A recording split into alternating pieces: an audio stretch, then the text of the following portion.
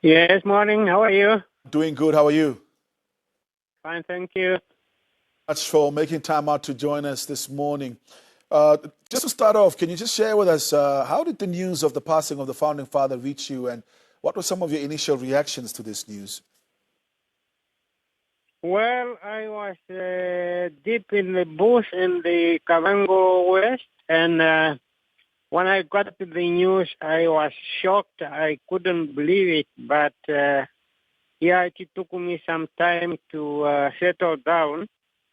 And later, of course, I understood that it had to happen because it happens to everyone, and our commander, our leader, has been with us for quite a long time. I realized that it was time for him maybe to leave us, but it was, we think, although he was old enough, we think he should have lived with us more and more so that we take on his knowledge, his wise advices, and so on and so forth. In terms of the relationship with the founding, just talk to us a little bit about the first times you've heard about him and the time in the struggle, and what your first encounter was the first time you've met him. The first encounter, which period? Say the first time that you met him, Nujoma, as the man. Well, the first time I met him is when I went into exile in 1974.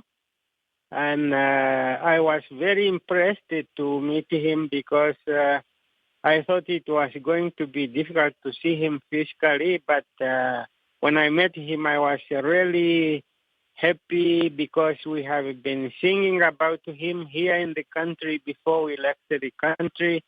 We have been discussing about him. The man, we thought he was a giant, but he was a giant indeed in his ideas, revolutionary spirit. He was a great giant. But I thought he was a big, big man I could not even shake a hand with. In terms of that, of course, the first chances of course, meeting somebody like that, you were saying right now that you were not even sure whether you're going to shake his hand. What can you tell us about his character and your impressions of him? Well, when I met him and I get more and more acquainted with him, I found out that it's not the man we used to hear through the South African propaganda here in the country, that he was like a devil and so on. But we found Sam Nujoma, the man who likes people. He is laughing with everybody, especially he liked the young people. And he was always among the people. He will even invite us to his house in Lusaka. By then, we were living in a camp, in a farm outside Lusaka. So we found out that he is a friendly man, very friendly, and we could not understand why the South African government could make such a propaganda to make a devil out of a peaceful man. Ambassador, just take us through your first assignment from the president. What was your first assignment from him, and what were some of those instructions? Well, my first assignment was to Britain, 1992, as Deputy High Commissioner. But I didn't stay longer there. I was assigned to India to open our embassy, our High Commission there. So 93, I went to India and I opened our mission. I stayed on until June 95 when I finished my work there, and I came back to headquarters. Then the next assignment was as ambassador to Zimbabwe. That was 96. That was the most challenging assignment because Zimbabwe was in a period of trying to change the situation, the colonial situation, by reallocating the land and giving the land to the people, and it became a hot potato. The West didn't want that to happen, and Zimbabwe was put under sanctions, and the situation was difficult. But to work with Sam Nujoma, Dr. Nujoma, in situations like that is when you appreciate him more. He is always with you, although you are working under the Minister of Foreign Affairs.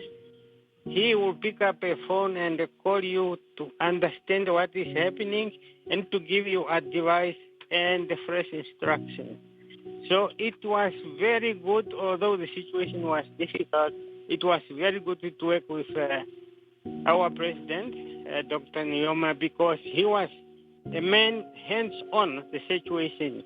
He will always call you, even when you come to headquarters to report to the ministry. He himself wants you to go to State House to tell him the full story of the situation. So it is easy, even if the situation is difficult. Under Sam Nujoma, you will find it easy to operate. The guidance. What is your most fondest memory with the founding father? Well, I have different situations which are equally important. I worked with him as one of the senior commanders, as chief political commissar of the People's Liberation Army of Namibia.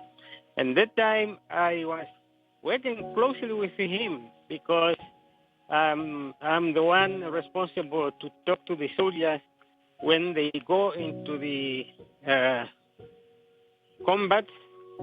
So that is the time I came very, very close with him, working together, discussing about the war situation and so on, and giving you instructions and advice and command how to operate and operate effectively. But then, forming the government, I was permanent secretary. I was the first permanent secretary for Home Affairs. Again, he could avoid even talking to the minister and call me even at night to find out what is happening. The police really on the situation or not. So you become very, very close with a man who is a big person you are supposed to be far from, but Sam Nujoma will bring you closer to him. So all those times I became very close to him, and I have fond memories about him at all stages where I operated. Well, thank you so much, Ambassador, for making time out to talk to us this morning. I'm pretty sure we're still going to have more conversations as we reflect on the life and times of the founding father. Thank you. Thank you very much. Well, that's, of course, Ambassador Ndali Che Kamati did stints, of course, in the United Kingdom, the first one in the early 90s, of course, followed by a number of other postings, including establishing the High Commission of India, and then, of course, a stint in Zimbabwe as well. Stay with us.